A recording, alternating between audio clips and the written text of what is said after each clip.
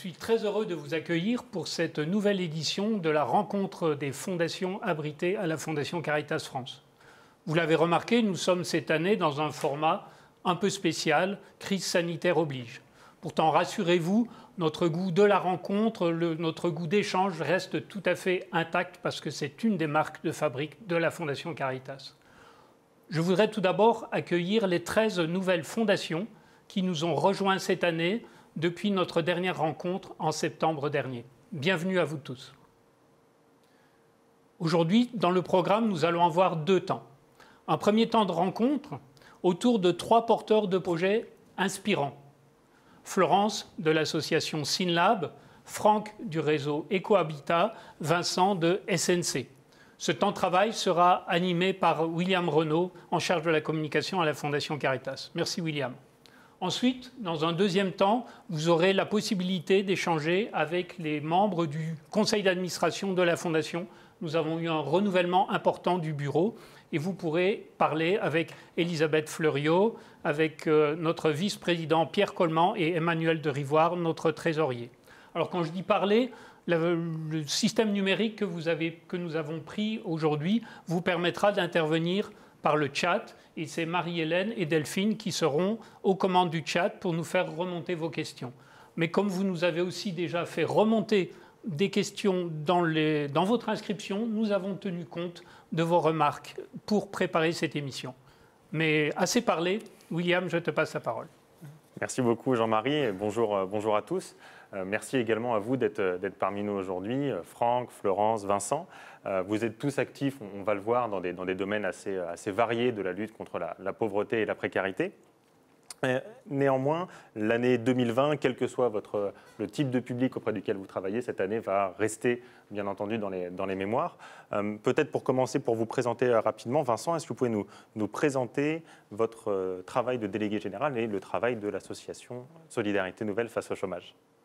Oui, merci de l'invitation. Donc, Solidarité Nouvelle face au chômage, nous avons aujourd'hui 35 ans. C'est un réseau constitué de 2500 bénévoles partout sur le territoire qui part finalement d'une intuition assez simple. Chaque citoyen, là où il se trouve, peut lutter contre le chômage et ses effets. Comment ? En donnant un peu de son temps, en faisant du bénévolat, et en partageant de ses revenus, en étant donateur. Aujourd'hui, l'action de SNC est très concrète et repose très simplement sur 4 piliers. L'accompagnement individuel, sans limite de temps ni rythme prédéfini, gratuit, mais aussi l'accompagnement collectif dans le cadre d'ateliers avec des chercheurs d'emploi, puisque nous parlons de chercheurs d'emploi à SNC et pas de demandeurs. Le deuxième pilier de l'association, grâce aux dons que nous recevons, nous finançons également des emplois pour des personnes qui en sont très éloignées. Une centaine d'emplois chaque année dans des structures de l'économie sociale et solidaire. Avec une spécificité, c'est que les personnes qui bénéficient de son emploi continuent de bénéficier de l'accompagnement par leurs bénévoles SNC. Le troisième pilier de l'association, nous accompagnons aujourd'hui 4000 chercheurs d'emploi sur toute la France. Évidemment, nous entendons plein de choses. Et l'idée, c'est vraiment de traduire, de faciliter l'expression des chercheurs d'emploi pour porter cette expression devant les décideurs publics, qu'ils soient ministériels, au Parlement, au Sénat ou décideurs à Pôle emploi, l'APEC et autres acteurs du service public de l'emploi. Le dernier pilier de SNC, c'est l'innovation. Pourquoi ? Parce que depuis plusieurs années, il n'y a pas une semaine qui passe sans que des employeurs ne nous appellent en disant « vous accompagnez 4000 personnes, nous cherchons des salariés, nous ne trouvons pas ». De l'autre côté, nous accompagnons les 4000 personnes qui nous posent quasiment le même type de questions. Et donc, nous venons de créer un lab qui s'appelle le Lab 2E, qui a pour vocation simplement de faire se rencontrer l'ensemble des parties prenantes autour des questions de recrutement et d'intégration dans l'emploi. Et voilà ce qu'est SNC aujourd'hui. Très bien. Et donc, parmi ces 4000 personnes que vous accompagnez chaque année, il y en a un nombre important qui trouvent un emploi ou qui sortent de vos dispositifs. Oui, effectivement, grâce à la qualité de l'accompagnement qui est exercé par les bénévoles, qui sont formés avec un programme de formation extrêmement important, les 2 tiers des personnes que nous accompagnons trouvent une solution en 9 mois en moyenne. Super, super. Un travail donc important des bénévoles qui est aussi vrai pour votre activité, Franck. Est-ce que vous pouvez nous en dire un petit peu plus sur le réseau EcoHabitat ? Alors, Réseau EcoHabitat est une plus jeune association, on n'a que 6 ans, qui est née d'ailleurs en fait avec le Secours catholique. On est membre du réseau Caritas. Et Réseau Ecohabitat est né du constat qu'on faisait qu'il y avait beaucoup de gens en difficulté financière qui sollicitent, je devrais dire encore, des aides financières pour payer des factures d'énergie. Or, en fait, des dispositifs publics, il en existe pour faire des travaux de rénovation énergétique. Et on voit bien aujourd'hui, c'est un enjeu même face au dérèglement climatique qu'on voit, qu'on subit en fait l'été par les canicules, qui est un enjeu en fait à rénover, à isoler son logement. Donc en fait, on s'appuie sur les bénévoles qui identifient les familles. Les bénévoles permettent de créer des relations de confiance avec ces bénévoles, un peu comme Ginette qui vit avec moins de 10 € par jour et par personne et qui n'imagine pas que c'est possible de faire 50 000 € de travaux. Donc nous, on crée une alliance, j'ai envie de dire, en fait, on crée des liens entre les bénévoles, on va chercher les dispositifs en fait, publics et surtout on crée la relation de confiance avec des entreprises à qui on dit il y a un marché, on a des clients, alors ils sont un peu particuliers parce qu'ils sont en difficulté financière, mais ils sont solvables par les aides financières qu'on va chercher. Voilà, donc en fait, on fait une alchimie entre différents acteurs pour pouvoir permettre à des personnes en précarité, propriétaires de leur logement, de faire des travaux de rénovation énergétique et être en fait les premiers, j'allais dire, éco-citoyens de notre planète. Parce que ce n'est pas parce qu'on est en difficulté qu'on ne peut pas contribuer en fait à la protection de l'environnement. Super. Et donc, quand tu arrives sur des chantiers, tu es face à des maisons, des habitats très dégradés. Quand vous avez terminé votre travail, vous avez des maisons qui sont en excellent état. Combien de chantiers vous avez réalisés et combien vous en avez en cours aujourd'hui ? Alors sur la région de France, aujourd'hui, on a accompagné 65 familles qui ont fait des travaux de rénovation énergétique, en moyenne pour entre 40 et 50 000 € de travaux. Et là, en fait, on accompagne une centaine de familles dans leur programme de travaux, en effet. Et ce sont, en fait, j'insiste, des familles qui vivent dans des logements plutôt insalubres. Donc, ce sont des petites maisons, plutôt d'ailleurs en milieu rural. Ce sont des personnes retraitées, mais ça peut être aussi des jeunes ménages qui ont accédé à la propriété et qui, souvent sont sans emploi ou des familles qui ont des problèmes de santé et pour qui, en fait, voilà, c'est juste inconcevable d'imaginer qu'on peut faire des travaux à la hauteur de l'amélioration de leur logement, oui. Ok, et donc c'est quelque chose que tu rends possible en mobilisant différents acteurs autour de ces projets-là. Exactement. C'est d'ailleurs aussi tout le propos de l'action que vous menez, Florence Rizzo, avec Synlab. Si vous pouvez nous présenter rapidement l'association. Alors nous, on est parti du constat que la France donc, fait partie des pays de l'OCDE qui réduit le moins les inégalités scolaires, puisqu'un enfant issu de milieux défavorisés a 4 fois moins de chances de faire partie des bons élèves. Et il nous semblait absolument nécessaire, au-delà de tout ce qui peut être apporté dans les temps familiaux, périscolaires, extrascolaires, de travailler au cœur du système éducatif en renforcement des capacités des enseignants et des chefs d'établissement scolaire. Il faut savoir qu'en France, il y a 12 millions d'élèves, il y a à peu près 1 million de professionnels. Et l'idée, c'est vraiment de travailler sur cet effet de levier des enseignants dans l'accrochage des élèves les plus fragiles, puisqu'il y a un vrai effet prof qui est d'autant plus déterminant pour les enfants qui n'ont pas la chance d'avoir des tissus familiaux denses et donc une éducation à la maison très dense. D'accord. Et ça passe principalement par le travail que vous faites avec 2 plateformes. Voilà, concrètement, on a déployé 2 solutions, Être Prof et ManageEduc, qui sont respectivement donc, l'une une plateforme d'accompagnement des enseignants qui touche aujourd'hui un enseignant sur 3, donc 300 000 enseignants, et ManageEduc qui accompagne des chefs d'établissement scolaire. Avec Être Prof, l'enjeu c'est d'accompagner les enseignants pédagogiquement et aussi, je dirais, psychologiquement, parce qu'il y a quand même 50% des enseignants en début de carrière qui sont en limite burn-out parce que affectés dans des territoires difficiles. Les jeunes enseignants sont souvent affectés en éducation prioritaire. Et donc, on cumule des effets de difficultés sociales et scolaires avec une inexpérience professionnelle bien légitime, mais qu'il faut juste accompagner.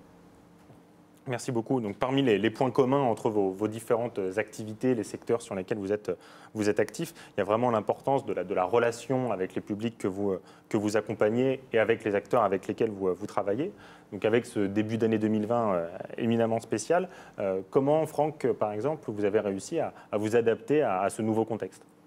Alors, ça n'a pas été sans difficulté parce que, alors qu'on est habitué, que les bénévoles sont habitués à aller sur le terrain pour rencontrer les personnes, la relation, elle a pris une toute autre manière en fait. Donc on a passé en effet beaucoup de temps au téléphone avec nos bénévoles, d'abord pour prendre de leurs nouvelles, un peu pour les chouchouter parce que pour eux, la situation était quand même pas très simple.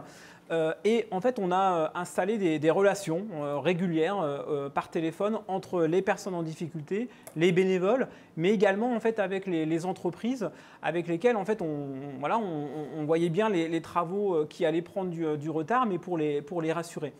On a en fait du coup travaillé, en fait à la reprise de l'activité, donc en se disant que on pouvait prendre le temps de monter nos dossiers. Donc ça nous avait beaucoup réfléchir sur la question sur la manière en fait dont on travaillait avec du papier en fait sur nos bureaux.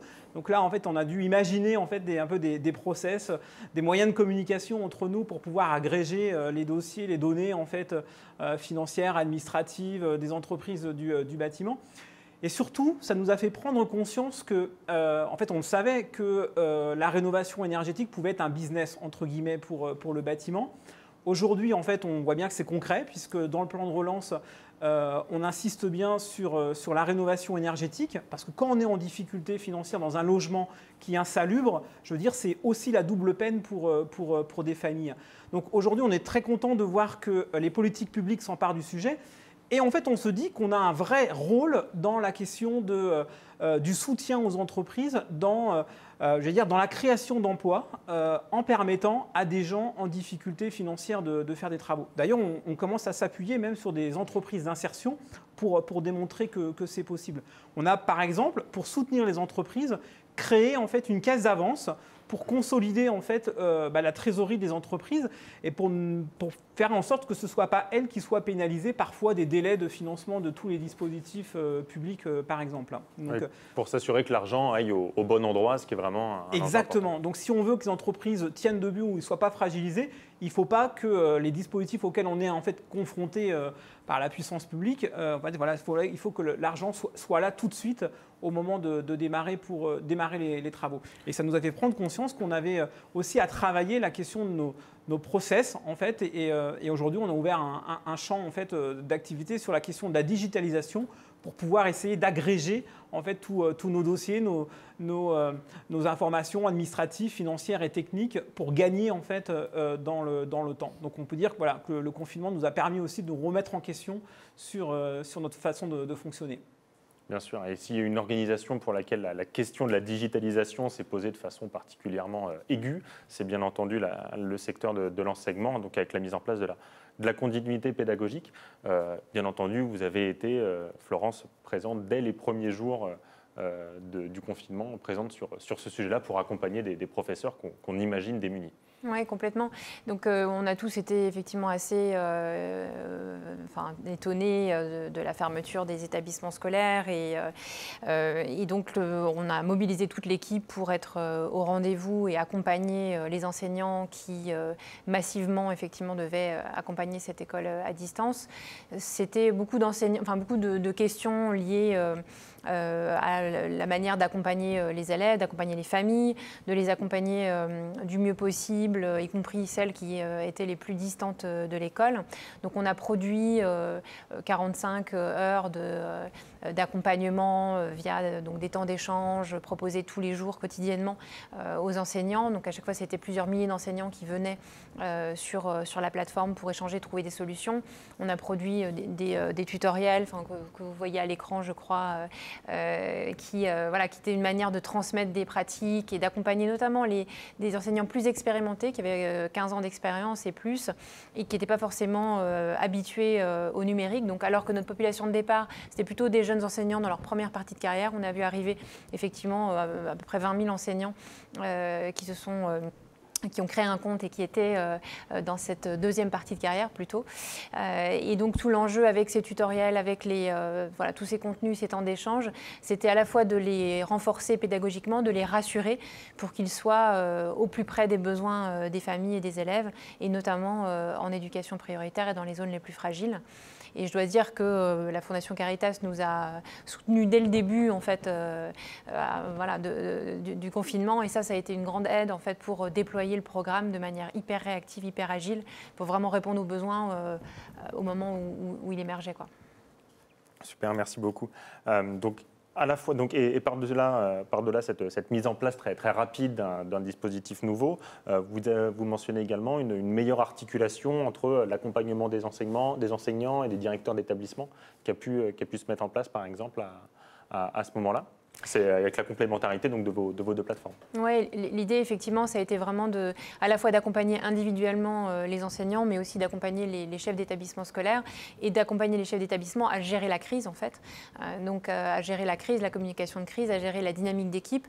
Donc, on a travaillé sur ces deux échelons-là, en se disant que l'effet enseignant et l'effet chef d'établissement, les deux cumulés, avaient un impact réel sur la réussite des élèves et qu'il fallait agir le plus tôt possible dans cette phase de crise sanitaire, parce qu'on prévoyait quand même assez tôt le fait que ça pouvait durer. Et on se retrouve effectivement aujourd'hui à la rentrée 2020 avec des enfants et des jeunes qui parfois ont décroché pendant 6 mois, puisque depuis mars, avec les 2 mois d'été, on a en fait un effet de décrochage assez significatif d'une demi-année, ce qui est conséquent en fait pour les jeunes les plus fragiles. Bien entendu, avec aussi, on en avait parlé, des phénomènes d'isolement pour certains professeurs ou pour certains jeunes. Et je me tourne vers vous, Vincent Godbout, puisque pour un certain nombre de chercheurs d'emploi, la question de l'isolement a été un véritable sujet à ce moment-là. Oui, effectivement, la première des choses dont souffre un chercheur d'emploi, c'est l'isolement, c'est la solitude. Et donc immédiatement, dès le premier jour du confinement, on a proposé au réseau de bénévoles de prendre contact, un peu à l'image de ce que fait Franck, de prendre contact avec l'ensemble des personnes accompagnées pour prendre des nouvelles, simplement. Comment allez-vous ?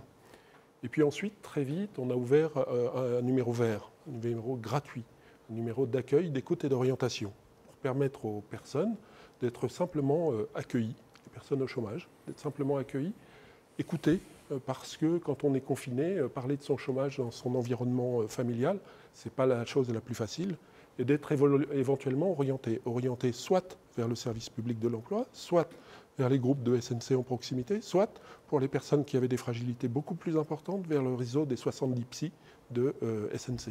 Et donc ça a été une expérience très intéressante. Ce numéro vert continue de fonctionner et continuera pendant les 2 ans qui viennent, puisqu'on a développé un partenariat avec Pôle emploi. Voilà. Mais ça a été mis en place immédiatement. La troisième chose, c'est effectivement, Franck et Florence en parlaient, c'est vraiment la digitalisation. Historiquement, à SNC, c'est la rencontre physique qui compte.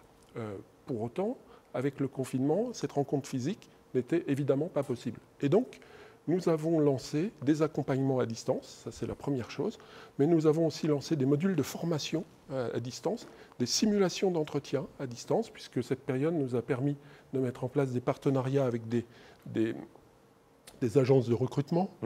Voilà. Et ça a été extrêmement positif aussi pour des gens en milieu rural, qui sont plus distants. On est plutôt urbain par essence depuis 35 ans. Mais le digital casse les frontières et nous permet d'aller plus à la rencontre des personnes, plus facilement à la rencontre des personnes. Et le digital permet aussi des fois de retrouver un emploi. Vous me disiez qu'il y a des personnes qui ont retrouvé un emploi en plein confinement. Alors ce qui est fabuleux, c'est que pendant cette période, finalement, le fait d'entrer en contact, d'entrer en lien avec ces personnes, ces chercheurs d'emploi, ça a permis de restaurer la confiance, ou en tout cas de l'entretenir. Et les personnes qui étaient confiantes étaient forcément les meilleures lors des entretiens. Et en étant les meilleurs lors des entretiens, elles ont trouvé du travail. Super. Donc la confiance, mettre au mot de ce qu'on peut réussir à faire, de ce qui... En tout cas, le lien créateur de confiance, oui. Très bien, merci beaucoup. Donc pour vous tous, la crise sanitaire, ça a été à la fois un facteur aggravant de certaines situations déjà difficiles. Franck, vous parliez de double peine, par exemple. Et en même temps, c'est aussi l'occasion de voir, on l'entend dans vos retours d'expérience, de voir de nouvelles formes d'action émerger, de nouveaux agirs, enfin de questionner des agirs qui étaient parfois en place là, depuis un certain temps. Cette question de voir de nouvelles formes d'action émerger, ça a été l'une de vos initiatives post-confinement pour commencer à travailler sur l'après, Florence, avec notamment une grande consultation auprès de plus de 1000 professeurs.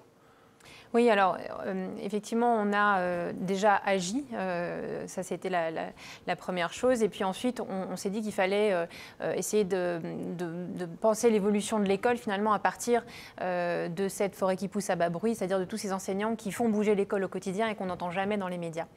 Et donc, parce que c'est avec eux qu'on travaille, nous c'est à peu près 300 000 enseignants chaque année, 150 000 qui sont venus pendant ces mois de confinement, et donc nous ce qu'on entendait c'était assez dissonant par rapport à ce qu'on pouvait entendre dans les médias.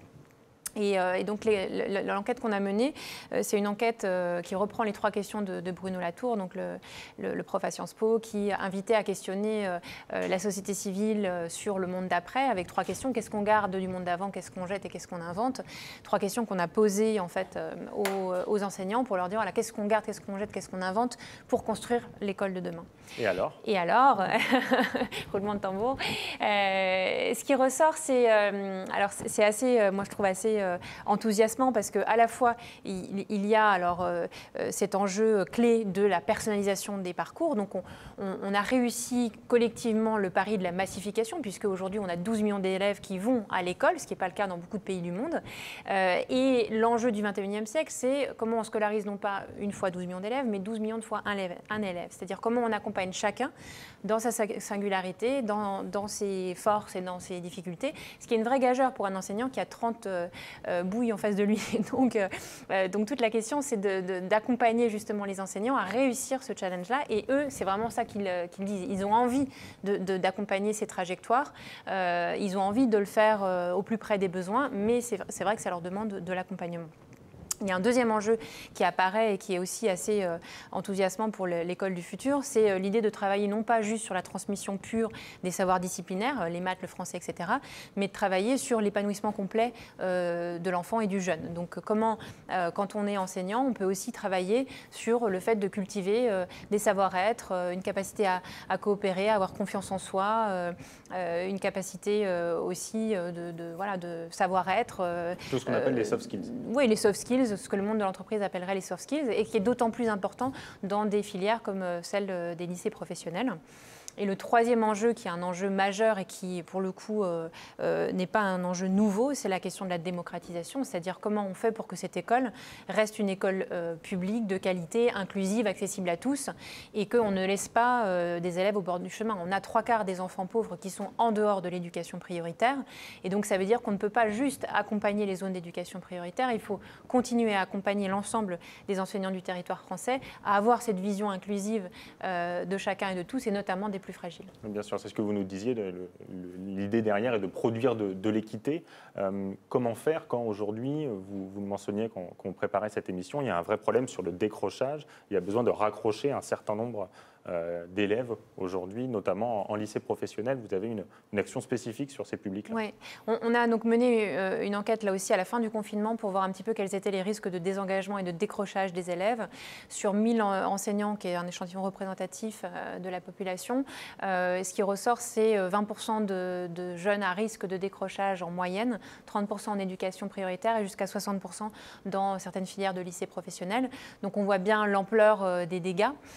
Et donc on a eu à cœur effectivement de travailler dès la fin du confinement, pendant tout l'été. Et là aussi, la Fondation Caritas a été au rendez-vous à nouveau pour nous aider à lancer ce programme à la rentrée et être prêt. Programme qui est lancé avec le Bureau de l'éducation prioritaire de la DGESCO et un certain nombre d'académies, l'Académie de Besançon, de Lille, de Versailles, sur des territoires type cité éducative, lycée professionnel, éducation prioritaire, REP, REP+. Et donc là, l'enjeu, c'est d'accompagner les équipes pédagogiques à raccrocher et accrocher, je dirais, l'ensemble des élèves. C'est-à-dire que nous, souvent les dispositifs liés au raccrochage ou au décrochage, on les pense en dehors de la classe. Et là, nous, on a vraiment voulu travailler au cœur de la classe, en prévention, pour que les enseignants se sentent en capacité d'engager les élèves, de leur donner envie, de leur apprendre l'autonomie et de leur permettre aussi de déconstruire les croyances liées à l'intelligence, parce qu'on sait que dans ces milieux-là, et c'est un sujet qu'on a beaucoup échangé avec ATD Carmonde et Marie-Alette, il y a beaucoup d'autocensure. Et donc la question, c'est comment on déconstruit ces préjugés sur l'idée que, puisqu'on est issu milieu défavorisé, on n'est pas intelligent ou parce qu'on est issu de telle ou telle classe ou zone, on ne peut pas y arriver. Et donc il y a beaucoup à déconstruire ces croyances erronées sur l'intelligence. D'accord. Et donc cette question de la déconstruction et la question de la construction, j'imagine que c'est valable notamment pour votre plan, votre nouveau plan stratégique, Vincent, puisque 2020 marquait la fin du précédent. Donc dès 2020, en fait, vous étiez déjà dans l'après et vous réfléchissiez déjà à ce que vous allez faire sur les années à venir. C'est quoi l'après pour SNC ? Oui, effectivement, depuis 2019, on travaille à une réflexion autour de Ambition 2030 qui a été évidemment perturbée par le confinement. Mais ce qui est très intéressant, c'est que cette consultation a permis à près de 1000 personnes de s'exprimer. Et ça, c'est très positif. Toutes les parties prenantes de SNC se sont exprimées pour dire « nous voyons SNC dans telle position dans 10 ans ». Et donc cette position, notre ambition, c'est vraiment de développer SNC d'abord en milieu rural, comme je le disais tout à l'heure, et dans les quartiers populaires où nous sommes un peu moins présents, même si aujourd'hui, justement, l'utilisation des outils digitaux facilite la présence dans ces territoires. L'autre partie, c'est le volet innovation que je citais tout à l'heure aussi, où effectivement, il faut réfléchir, re-questionner tous les modes de recrutement et d'intégration dans l'emploi pour les chercheurs d'emploi de longue durée notamment, mais pas que. Et j'avoue que en mobilisant toujours les citoyens au plus près de leur réalité et de leur territoire. Parce que, fondamentalement, l'ensemble des parties prenantes disent « vous avez des fondamentaux à SNC, il faut les conserver et autour développer de nouvelles activités périphériques pour venir plus et mieux en aide aux personnes en recherche d'emploi ». D'accord. Et on évoquait par exemple votre ambition d'accompagner chaque année 1000 personnes de plus, également de digitaliser, vous l'évoquiez, un certain nombre de vos actions. Qu'est-ce que ça suppose en termes de stratégie de moyens ? En termes de stratégie de moyens, donc on a la chance d'avoir une fondation SNC abritée dans la fondation Caritas France. Et effectivement, nous aujourd'hui, un accompagnement coûte en moyenne 400 €. Nous voulons effectivement accompagner 1000 personnes de plus. Ça, c'est la première chose. Et nous pensons par ailleurs qu'avec environ 50 000 €, nous pourrons faciliter la digitalisation des réseaux bénévoles, mais aussi, par exemple, des chercheurs d'emploi qui mettent à profit, c'est une mauvaise expression, mais mettent à profit cette période pour se qualifier et passer des VAE, par exemple, des validations d'acquis de l'expérience, qui est un projet que nous menons de manière très expérimentale, mais on sent bien qu'il y a différentes choses qui vont se développer autour de la VAE et il y a certaines personnes qui ne sont pas équipées et donc on va leur mettre à disposition le matériel informatique nécessaire. D'accord, donc des vrais enjeux matériels pour pouvoir croître et avoir davantage d'impact encore. Je crois d'ailleurs que Franck, c'est également un sujet pour le réseau Ecohabitat. Et on va prendre le challenge. Il y a 5,8 millions de personnes en situation de précarité énergétique. On accompagne modestement 100 personnes en région de France. Il y a 65 000 bénévoles au Secours catholique. Si chaque bénévole accompagnait une situation, on pourrait faire 65 000 chantiers en fait, chaque année. Soyons modestes. On va commencer par se dire que, d'abord, en fait, bonne nouvelle, depuis hier, nous sommes lauréats en fait, en termes d'innovation sur une action en fait, qui est reconnue comme innovante sur la question de l'accompagnement avec le Secours catholique, le repérage pour des ménages en situation de grande précarité. Challenge, c'est déjà de constituer 10 antennes en fait, en dehors de la région Hauts-de-France. Donc, pour être présent partout en France, du coup. Voilà, pour essayer de démontrer que ce qui est fait dans le Nord, voilà, une région un peu plus froide, on peut aussi le faire à Marseille, où on consomme aussi beaucoup d'électricité, mais plutôt l'été pour se refroidir avec des climatiseurs. Donc voilà, oui, je pense que les bénévoles sont à peu près partout identiques, donc les réalités sont les mêmes. L'argent, ce n'est pas ce qui manque. On a 2 milliards là, sur la rénovation énergétique. Donc relevons le défi de pouvoir constituer 10 antennes sur l'ensemble de la région de France, ce qui représente quand même déjà 100 000 € par antenne. On a aussi un deuxième challenge en fait, qui est du coup de sensibiliser et de former les bénévoles sur le sujet. Donc là, on prévoit en fait, des modules en fait, de formation autour de 25 000 €. Donc, voilà, parce qu'on sait que toutes les réunions de formation ne passeront pas seulement, j'ai envie de dire, par des réunions en, fait, en physique. Donc la question du digital est encore importante. Et puis on a démarré en effet un programme de digitalisation pour pouvoir en fait optimiser en fait nos processus d'accompagnement et intégrer en fait toute cette complexité administrative, financière et technique des travaux. Et donc là, on a un programme en fait autour de 30 000 € pour pouvoir accélérer en fait cet accompagnement grâce à des bénévoles et grâce à des accompagnateurs sociaux et techniques et grâce à des entreprises qui se donnent la main pour y aller. D'accord. Et en termes de chiffrage, est-ce que vous avez une idée de ce que représente par exemple l'ouverture d'une de ces 10 antennes? Bon, une antenne, c'est environ 100 000 €, puisqu'en fait, ça nécessite deux accompagnateurs, enfin 2 personnes qui vont créer en fait un réseau local, qui vont prendre le temps aussi de sensibiliser, former en fait les bénévoles avec le Secours catholique. Créer le réseau en fait d'entreprises. Donc il y a une année en fait un peu blanche avant de pouvoir accompagner réellement des personnes, puisqu'on sait que entre le moment où on repère une famille et le moment où les travaux se réalisent, il faut au moins entre 9 et 12 mois. Donc voilà. Ok, donc un travail donc sur un temps long, ce qui est aussi indispensable à l'action que tous vous pouvez à la fois. Pour un temps plus immédiat, vous pouvez nous poser vos questions via le chat qui est disponible à côté de l'écran de cette diffusion. Il y a d'ailleurs plusieurs questions qui commencent déjà à nous remonter. Et la première est pour vous, Florence Rizzo. On nous pose la question du pourcentage d'élèves décrocheurs pendant le confinement. Peut-être que vous pouvez en profiter pour nous dire un mot sur le programme que vous menez auprès des lycées professionnels, par exemple, sur le raccrochage. Oui, donc c'est effectivement ce que je disais, c'est 20% en moyenne, 30% en éducation prioritaire et jusqu'à 60% dans certaines filières de lycées professionnels.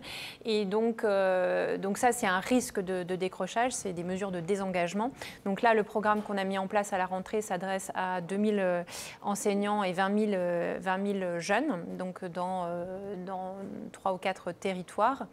Et l'enjeu, effectivement, dans les lycées professionnels sur les années à venir, c'est d'accompagner de manière plus rapprochée une vingtaine d'établissements par an, avec l'idée que, à la fois, on travaille sur le fond de ce que les enseignants font avec les élèves, mais aussi pour travailler à la revalorisation de ces lycées, donc transformer ce qu'on pense être des voies de garage en voies d'avenir, en tout cas c'est le nom du programme. Et là, pour lequel on a besoin effectivement de soutien pour lancer cet accompagnement renforcé dans les 3 ans qui viennent dans les lycées professionnels. Synlab, c'est à peu près 1,2 million de budget, donc ça reste une petite structure pour l'instant, mais qui... par exemple, sur le programme Raccrochage, est cofinancé entre les fonds issus de la philanthropie et les académies, en fait, qui acceptent de soutenir le développement professionnel des enseignants, donc sur un rapport 1/3-2/3. Ce qui est intéressant en termes de partenariat public, privé, non lucratif, en se disant quelque part les services publics de demain peuvent être aussi des services publics citoyens, c'est-à-dire qu'on peut réinventer le service public de l'éducation avec des acteurs tiers comme nous, parce que souvent on a peur, on se dit mais c'est le travail de l'État, ou non, c'est un travail qui est intelligent parce que maillé ensemble en fait, et à chacun sa place, et je pense que l'État vient nous chercher aujourd'hui pour ce qu'on est en capacité de faire justement dans le lien de confiance qu'on établit avec les enseignants, dans l'accompagnement qu'on peut leur apporter et qu'ils ne peuvent pas apporter de la posture où ils sont, qui est une posture institutionnelle, mais sans remettre en question toute la qualité de ce qui est par ailleurs apporté au sein de l'institution par l'institution. Et donc le but, c'est pas de ne pas être dans une guerre et dans des oppositions, mais bien dans l'idée de service public de demain où chacun a sa place, les fondations ont leur place, les associations ont leur place. Mais bien entendu, il y a une mutualisation des compétences, des moyens, des savoirs. C'est peu ou prou ce que vous faites aussi, Franck. Et d'ailleurs, on a une question pour vous qui demande un peu quel est votre planning et à quelle cadence vous imaginez ces ouvertures et la mise en place du coup de ce travail multi-acteurs qui prend du temps, bien évidemment. En fait, entre le moment où on repère une famille et le moment où les travaux se réalisent, en effet, il y a aujourd'hui entre 18 et parfois 24 mois, parce qu'il y a une complexité administrative et financière. Il faut aujourd'hui parfois 10 à 11 dossiers de subvention entre l'État, la région, le département, la communauté de communes, les groupes de protection sociale, les associations caritatives, j'en passe et d'autres. Donc, voilà, donc ça prend du temps. On voit bien en fait qu'on peut aussi mobiliser l'État. Aujourd'hui, on a un contrat impact social avec l'Agence nationale de l'habitat qui a fait un peu une petite entorse à ses programmes habituels parce qu'elle voit bien que ce public qu'on va chercher, en fait, il y a besoin en fait d'autres types d'aides. Donc voilà, cette question de la complémentarité de l'État est importante. Et puis, en effet, il faut arriver à travailler en confiance avec les entreprises. On cherche aussi à mobiliser en fait, les fournisseurs de matériaux pour pouvoir optimiser en fait, des programmes de travaux, parce qu'on croit en fait, que c'est du donnant, donnant, donnant. La collectivité, elle a les moyens, mais en même temps, il faut qu'elle fasse un petit effort pour en donner un petit peu plus pour ceux qui en ont le plus besoin. Donc ça, il y a une vraie difficulté sur la question notamment du reste à charge des financements de travaux.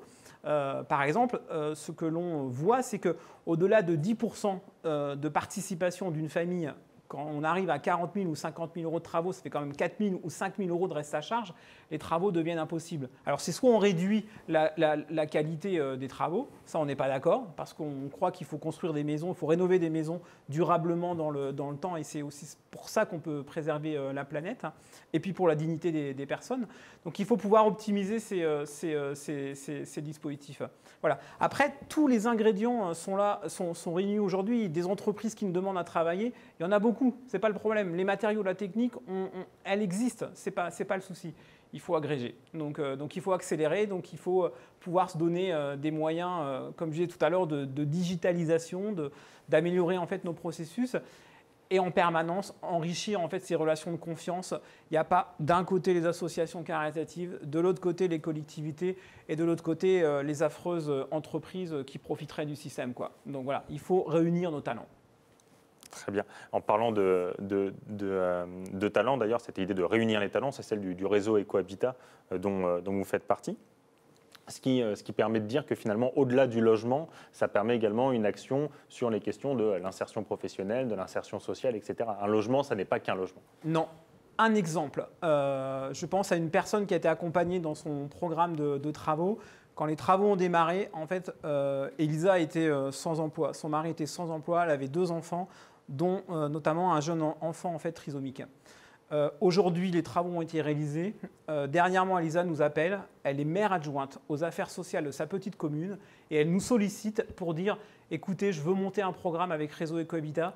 Je veux en fait, que vous nous aidiez à aller identifier en fait, les familles qui ont besoin de faire des travaux de rénovation énergétique. » Donc la question de la rénovation énergétique, on voit bien que c'est aussi une question d'éco-citoyenneté. Donc non seulement ça peut remettre des gens en fait, dans l'emploi, on le voit, ça permet aussi de retisser du lien social, parce que quand on vit dans une maison en fait, à 15 degrés, l'hiver, on ne reçoit pas forcément sa famille pour le réveillon de Noël, c'est bien connu, et ça permet aussi à des gens de retrouver une confiance dans la société, dans la collectivité, et de s'engager en fait,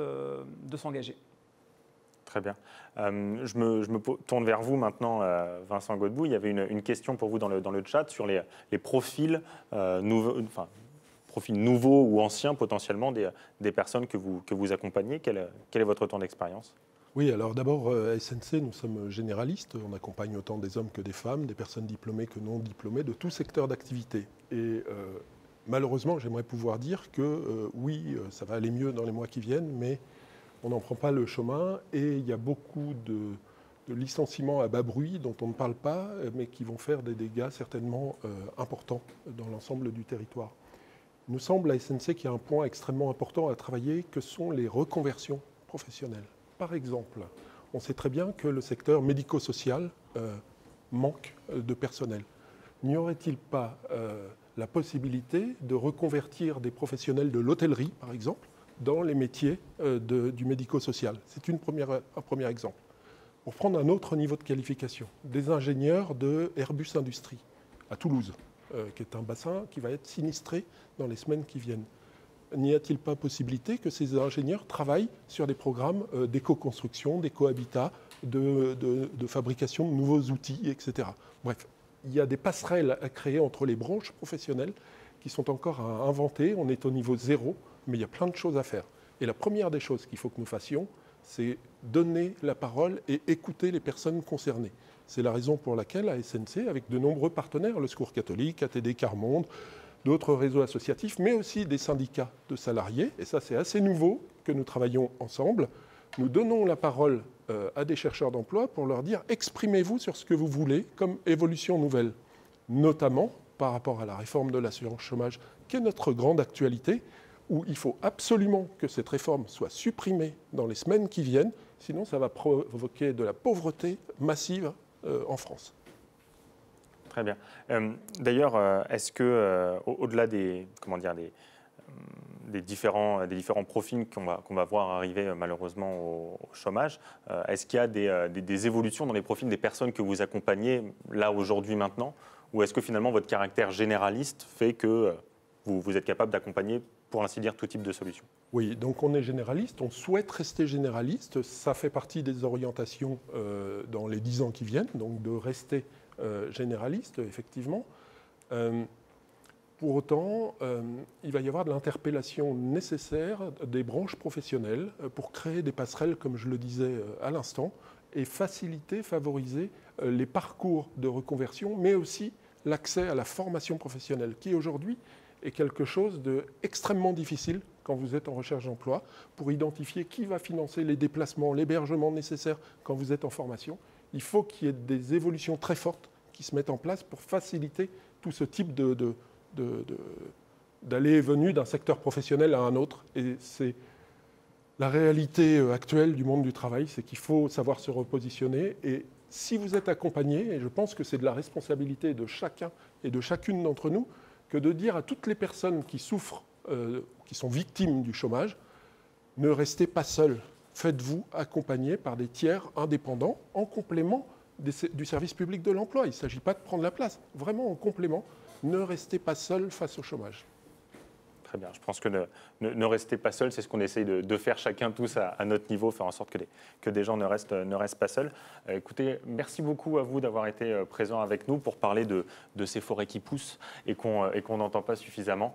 Maintenant, tout de suite, un rapide film pour vous remercier à tous de votre engagement pendant ces derniers mois et ces dernières semaines. Merci à vous.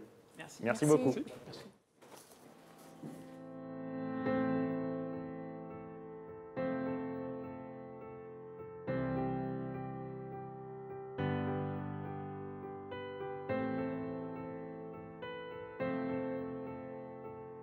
Notre pays traverse une crise majeure, mais beaucoup de personnes fragiles manquent de soutien et ont besoin d'une famille élargie et solidaire dans ces moments de crise sanitaire et sociale.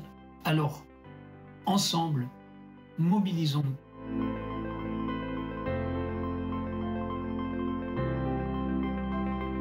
Notre grande et belle famille des fondations abritées à la Fondation Caritas a justement été créée pour venir en aide aux plus fragiles.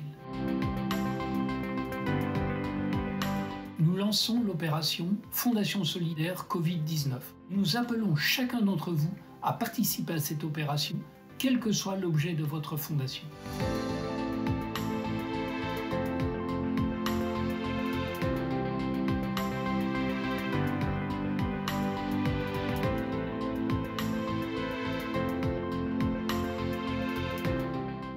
Grâce aux fonds recueillis, nous allons par exemple contribuer à l'achat de chèques services de 50 € remis par des bénévoles du Secours catholique à des familles et des personnes isolées en grande précarité. Nous comptons vraiment sur vous. De tout cœur, merci.